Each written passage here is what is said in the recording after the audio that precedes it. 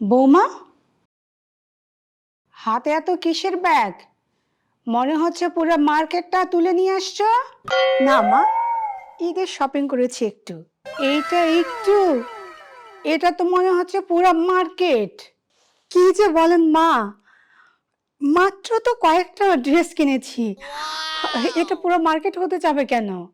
হুম, কয়েকটা মাত্র? তো কয়টা ড্রেস কিনছে শুনি? মা, আমি মাত্র 5টা ড্রেস কিনেছি। 5টা? ঈদ কি 5 দিন নাকি?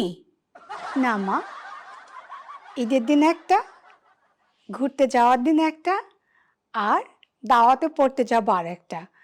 আর যদি এক্সট্রা কোনো দাওয়াত পাই বা কোথাও ঘুরতে যাই, এজন্য 2টো কিনেছি। আমাদের সময় একটা শাড়ি দিয়েই আমরা 3টে ঈদ পালন করতাম। মা, আপনাদের সময় তো ফেসবুক ছিল না। ও, তাহলে কি ফেসবুকের জন্য শপিং? মা, জানেন তো এখন শুধু প্রতিযোগিতা চলে। ছবি আপলোড করতে হয় তো, যে যত বেশি স্টাইলে ছবি আপলোড করবে তার তত ফলোয়ার বেশি হবে। মা, দাঁড়ান, এই দেখেন, এই শাড়িটা আপনার জন্য কিনেছি। আমার জন্য? খারাপ না, সুন্দরী, কিন্তু তোমার জন্য 5টা কেন?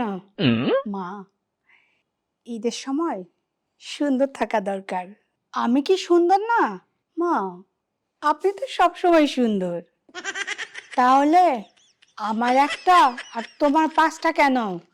কি হয়েছে আবার? কি আর হবে, তোর বউ 5টা ড্রেস কিনছে, আর তোমার মা শাড়ি পেয়ে খুশি হয়েছে। বিল দিল কে? কে আবার? তুমি। যাই, ড্রেসগুলো গিয়ে ট্রায়াল দিই। একটা শাড়ি আমার জন্য?